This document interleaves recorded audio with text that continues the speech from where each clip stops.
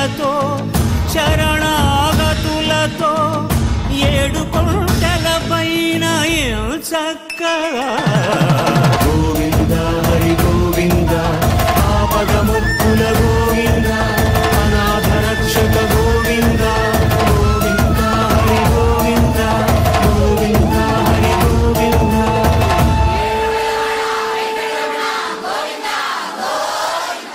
శ్రీ వెంకటాచలాధీశం శ్రియాధ్యాసితవక్షసం శ్రితచేతన మందారం శ్రీనివాసమహం భజే.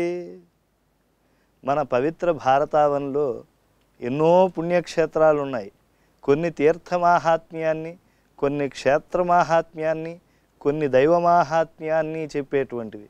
కానీ త్రివిధాత్మకమైనటువంటి మహిమలు కలిగినటువంటిది ఏకైక పుణ్యక్షేత్రం ధరాలోక వైకుంఠం తిరుమల. అందుకే పురాణాలన్నీ ముక్తకంఠంతో వెంకటాద్రి సమంస్థానం బ్రహ్మాండే నాస్తికించన వెంకటేశ సమోదేవో నభూతో నభవిష్యతి అని ప్రకటిస్తూ ఉన్నాయి.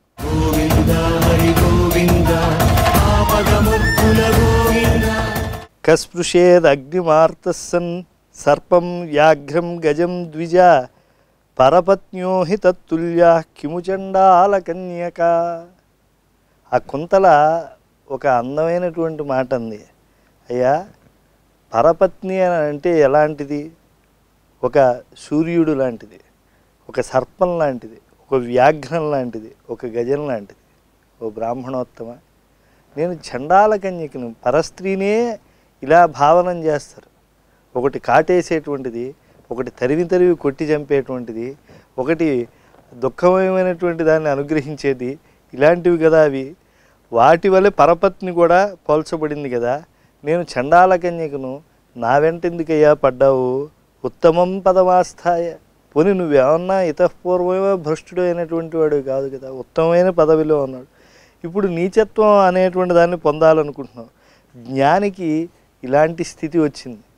సరే, అసలు కొన్ని మంచి విషయాలు మర్చిపోయినటువంటి, కొంచెం అతి భ్రమించినటువంటి వాడికి గుర్తు చేస్తే, వాడికి తెలిసినటువంటి విషయాలైనా మరొకటి తెలియజేస్తే, అప్పటి వరకు జడలు కట్టినటువంటి హిమం సూర్యరశ్మి చేత ఎలా కరిగిపోతుందో అలా నీలో అజ్ఞానం ఏమన్నా తగ్గుతుందేమో. నాలాంటి చండాల కన్యక వెనక్క నీలాంటి బ్రాహ్మణోత్తముడు పడటం అనేటువంటిది ఏమన్నా ఆగిపోవటం జరుగుతుందేమో అని చెప్పి ఆవిడ జాతి ద్వే నిర్మితే పూర్వం, రెండు జాతుల్ని పూర్వం విష్ణునా ద్విజసత్తమా నిర్మితం, రెండు జాతుల్ని విష్ణుదేవుడి చేత నిర్మించడం జరిగింది. స్త్రీత్వం పుంస్త్వం యథాతద్వత్ చాతుర్వర్ణ్యంచే భూషురా. ముందు స్త్రీగా పురుషుడిగా ఒక ప్రకృతిని సృష్టించి తరువాత 4 వర్ణాల వాడిని ఆ పరమాత్మ ఏర్పాటు చేశాడు. బ్రాహ్మణోస్య బ్రహ్మయోన్యాం రంతుమిచ్చా ప్రశస్యతే. అందులో బ్రాహ్మణుడు బ్రాహ్మణ స్త్రీలతోనే సంసారం చేయాలి. తథా అన్యేషాంచ వర్ణానం, ఇతర వర్ణాల వాళ్ళు కూడా వారి వర్ణాలకు సంబంధించిన వాళ్ళతో వివాహాలు చేసుకోవాలి. స్వస్వౌ జాత్యౌ ప్రశస్యతే, వాళ్ళ జాతుల యందు వాళ్ళు వివాహాలు చేసుకోవటమే ప్రశస్తము. విపరీతమిమం మన్యే ధర్మత్యాగం ద్విజన్మనాం. ఇలా ధర్మత్యాగం అనేటువంటిది చేయవచ్చా? నువ్వు ద్విజజన్మలో పుట్టినటువంటి వాడే. శరీరం తవ విప్రేంద్ర వేదపూతం విశేషత. పోని నువ్వేమన్నా ధర్మభ్రష్టుడిపై ఉండేటువంటి వాడివా? వేదపూతమైనటువంటి శరీరంతో నువ్వు ఉండేటువంటి వాడివి. బ్రాహ్మణ జన్మ ఎటువంటిది? ఋతుకాలేచ యన్మాతు తవ పిత్రా సమాగమే. ఋతుమతి అయినటువంటి నీ తల్లిని నీ తండ్రి సంగమిస్తే రేతః సృష్టం వేదపూతం గర్భాధానమిదం విదుహు. ఆ రోజు ఆ యొక్క గర్భాధాన కార్యక్రమం వేదమయంగా జరుగుంటే కదా ఆ సంప్రదాయమైనటువంటి వేద విద్యను అభ్యసించి ఇంత గొప్పవాడిగా నువ్వు లోకంలో కీర్తి పొందటానికి అర్హుడు అయ్యావు. అంతేకాదు సీమంతం కల్పయామాసు, నువ్వు కడుపులో పడిన తర్వాత నీ తల్లికి సీమంతం అనేటువంటి సంస్కారం చేశారు. మంత్రై వేదమయైర్ద్విజ, గొప్ప వేదమంత్రములతో చేశారు కదా ఓ బ్రాహ్మణుడా. దశమే మాసి సంప్రాప్తే ప్రాసూత జననీతవ, 10వ నెలలో నీ తల్లి నిన్ను కనింది. తదా పిత్రా జాతకర్మ కృత నామ్నాంచ మంత్రవత్ మంత్రములతో నీకు జాతకర్మ చేశాడు నీ తండ్రి. మామూలుగా ఏదో పేరు పెట్టాడా? మంత్రములతో కదా వేద పండితుడైనటువంటి తండ్రి వేదములు చదువుకున్నటువంటి నీకు పేరు పెట్టాడు. అన్నప్రాశన చౌలాది బ్రహ్మవాచన పూర్వకం. నీకు ఆ చౌల కార్యం కానీ అన్నప్రాశన కార్యం కానీ ఇవన్నీ కూడా మంత్రపూతంగానే కదా జరిగాయి. అటువంటి నీవు తథా పిత్ర జాతకర్మ కృతనాంనాంచ మంత్రవత్ అన్నప్రాశన చౌలాది బ్రహ్మవాచన పూర్వకం అగ్నిసాక్షి విధానేన ప్రాప్తదారకృతో భవాన్. మళ్ళా అగ్నిసాక్షిగా నువ్వు భార్యను పొందావు కదా. అగ్నిసాక్షిగా ఎన్ని ప్రమాణాలు చేసిన తర్వాత నువ్వు కన్యాదానాన్ని స్వీకరించావు. ఇదంతా మర్చిపోతే ఎలాగయ్యా? అధీత వేదశాస్త్రస్సన్ ఆహితాగ్నివ్రతే స్థిత. నువ్వు పైగా వేదాధ్యయనం చేయటమే కాదు, ఆహితాగ్నివై ఉన్నావు. సోమపంచకాన్ని నిత్యము చేసేటువంటి వాడిని ఆహితాగ్ని.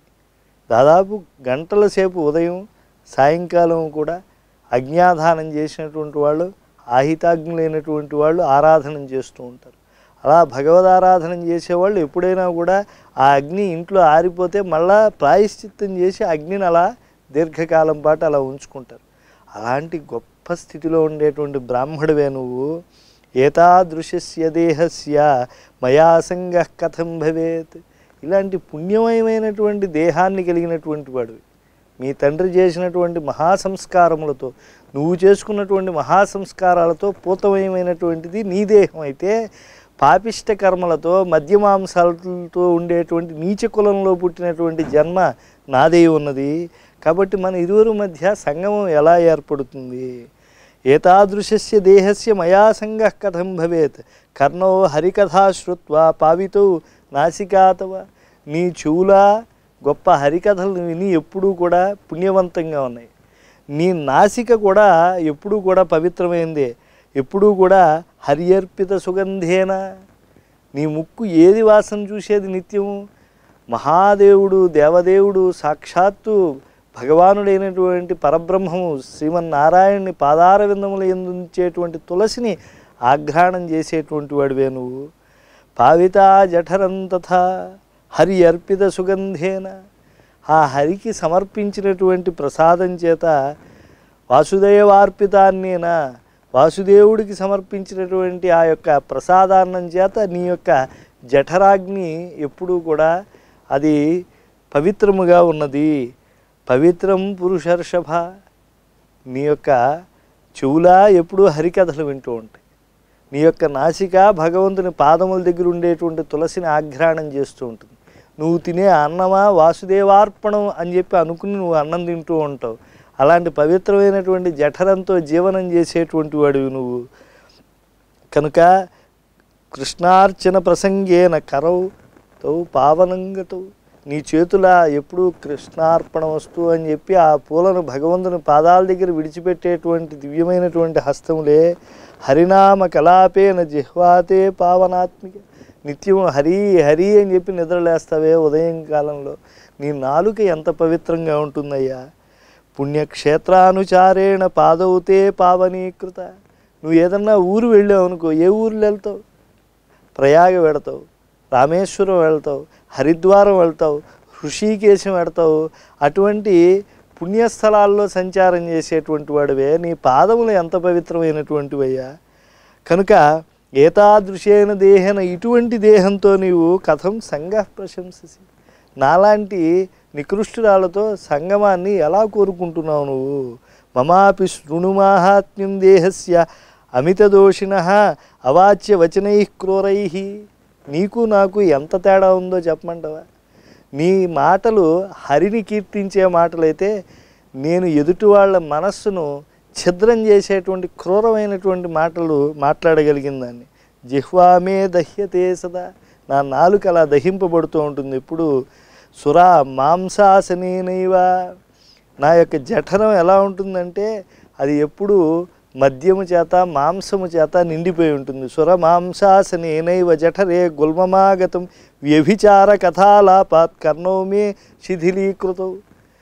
నాతో పాటు వ్యభిచారిణి స్త్రీల మధ్య నేను ఉంటాను కదా, నేను ఇలాంటి వ్యభిచారం చేశాను, అలా చేశాను, ఇలా చేశానని 10 మంది పాపిష్టురాళ్ళు చుట్టూ కూర్చుని మాట్లాడుకుంటూ ఉంటే హహహా నవ్వుకుంటూ వినేటువంటి చెవులు నావి. నీ చెవులు ఎలాంటివి, నా చెవులు ఎలాంటివి. పాదవు జారగృహం గత్వ. మేము ఎప్పుడన్నా ఎవరి దగ్గరికన్నా వెళ్ళామనుకోండి, మహాధూర్తుడైనటువంటి వాడి ఇంటికి వెడతాం మేము. అలాంటి వాళ్ళు ఇళ్ళకి వెళ్ళేటువంటి కాళ్ళు నావి. పాషాణ సదృశవు మమ. నీవు భగవంతుని యొక్క క్షేత్రానికి వెళ్ళేటువంటి పుష్పములు లాంటివి నీ పాదములైతే, రాళ్ల లాంటివి నా యొక్క కాళ్ళు. గోవధాన్మే కరవు క్రూరవు.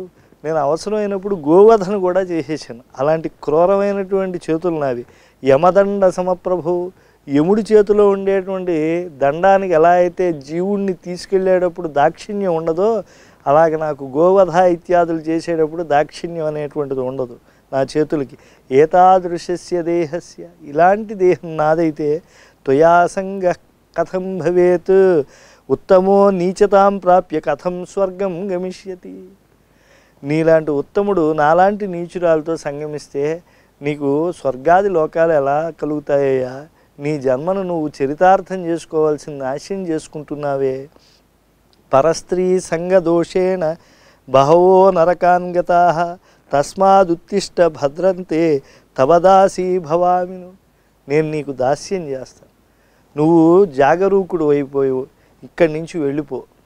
నీవు అలా చేస్తే నేను కృతజ్ఞురాలని. ఎందుకంటే నాలాంటి దాంతో సంగమిస్తే నీకు ఎన్నో నరకాలు ఉన్నాయి. ఆ నరకాల్లో వివిధమైనటువంటి క్రూర శిక్షలు ఉంటాయి. మనిషి చనిపోయిన తర్వాత నల్లని మనిషిలోంచి ఆ యొక్క స్పర్శ తెలిసేటువంటి ఆ చిన్న జీవిని బయటికి లాగుతుంది ఆ యమపాశం. దాన్ని స్పర్శ తెలుస్తూ ఉంటుంది కానీ చావు ఉండదు కనుక నిప్పుల్లో వేయటం, బాగా కాలిన తర్వాత కాలిన నూనెలో వేయించడం, అలా చూసేటువంటి దుఃఖంతో ఉండేటువంటి ఆ కళ్ళల్లో కారం కొట్టడం, ఎన్ని శిక్షలో శూలాలతో గుచ్చడం, ఇలా బాధిస్తూ ఉంటే దుఃఖపడటమే తప్పించి మృత్యువు లేనటువంటి ఆ దేహంతో యమపాశంతో బాధలు పడాల్సి వస్తుంది యమలోకంలో, ఆ నరకాలలో. కనుక ఆ మహాభయంకరమైనటువంటి రౌరవాది నరకాల నుంచి నువ్వు విముక్తుడు అవ్వయ్యా. ఎందుకు నా పాపిష్టాలతో సంగమాన్ని కోరుకుని ఇలా చెడిపోతూ ఉన్నావే అని చెప్పి ఆ చండాల కన్యకి చెప్తూ ఉన్నది. అప్పుడు త్వదీయ సంగో బహుకాల పుణ్య ప్రభావజో ముక్తికర స్వభావ దైవేన యోగేన హరే ప్రసాదాత్ పుణ్యేన లబ్ధ పురుషార్థహేతు. అప్పటికే దిగజారిపోయి ఉన్నాడు. మామూలుగా ఒకడి యొక్క నిష్ఠ ఎలా ఉంటుంది అని చెప్పడానికి వైజయంతి విలాసంలో సారంగు తమ్మయ్య చెప్తాడు. ఆ విప్రోత్తము వజ్రపంజర నిభంబైన సద్భావంబు అంగన సాహచర్య గుణనిష్టం చేసి గ్రావంబై దృఢదారువై తరుణ వృక్షంబై ఫలప్రాయమై పూవై తన్మకరందమై కరగె పోబోన్ నీళ్లకున్ పల్సనై. ఎంత అనుష్ఠానపరుడైనటువంటి బ్రాహ్మడైనా పరస్త్రీ నీచ స్త్రీ అయినటువంటి దాని యొక్క సంగమాన్ని కోరుకుంటే వజ్రం లాంటి వాడు. అంటే వజ్రం ఎంత కఠినంగా ఉంటుంది, అది వజ్రాన్ని వజ్రంతోనే కోయాలి అంటారు. ఇంకొకటి కోసే వస్తువు కూడా లేదా వజ్రాన్ని. అటువంటి వజ్రం దృఢదారు అయిపోతుంది, అంటే గ్రావం అయిపోతుంది. అంటే బండరాయి వజ్రం కన్నా, ఎందుకంటే అనేక సంవత్సరాలు నీళ్ల ప్రవాహంలో ఉన్న వజ్రం కరగదు కానీ బండరాయి కరిగిపోతుంది. కురుక్షేత్రపుడు అంచుల్లో యమునా నది పైనుంచి పడింది అని అంటే బండరాళ్ళు కూడా బద్దలైపోయి నీళ్లలో కరిగి వెళ్ళిపోయి ఎర్రగా సలసల మండుతూ మధ్యాహ్నకాల సూర్యాగ్నిలా ముందుకు సాగుతుంది. కానీ బండరాయిలో కన్నా దార్ఢ్యం కన్నా దృఢవృక్షంలో దార్ఢ్యం కొంచెం తక్కువ. క్రమంగా వజ్రం నుంచి బండరాయి నుంచి క్రమంగా బలిష్టమైన చెట్టై తర్వాత తరుణ వృక్షమై అంతకన్నా మృదుత్వాన్ని పొంది ఫలప్రాయమై ఫలం వృక్షం కన్నా అది లలితమైంది, దానికన్నా పువ్వు ఇంకా సులలితమైంది. మకరందమే దానిలో ఉండేటువంటి ప్రవహించేటువంటి ఆ మకరందం కొంచెం జడంగా ఉంటుంది. అలా ప్రవహించేటువంటి మకరందంలో ఉండేటువంటి దానికన్నా ద్రవీభూతమైంది జలం. అంతకన్నా ఇంకా తగ్గిపోతే ఇంక దానికన్నా పోల్చేది లేదు. గ్రావంబై దృఢదారువై తరుణ వృక్షంబై ఫలప్రాయమై పూవై తన్మకరందమై కరగే పోబోన్ నీళ్లకున్ పల్సనై అంటాడు. అలా ఇక్కడ కూడా వాళ్ళలో ఉండేటువంటిది అంతకంతకీ కరిగిపోతుంది తప్పించి ఇన్ని మాటలు చెప్పినా కూడా ఆయనలో ఏ మార్పు రాలేదు అనేటువంటిది ఎలా తెలుస్తుంది అంటే వాడనేటువంటి మాటల ద్వారా తెలుస్తోంది. మాధవుడు అంటున్నాడు, శ్రీభూసతులతో శరణాగతులతో ఏడు కొండల పైన చక్కగా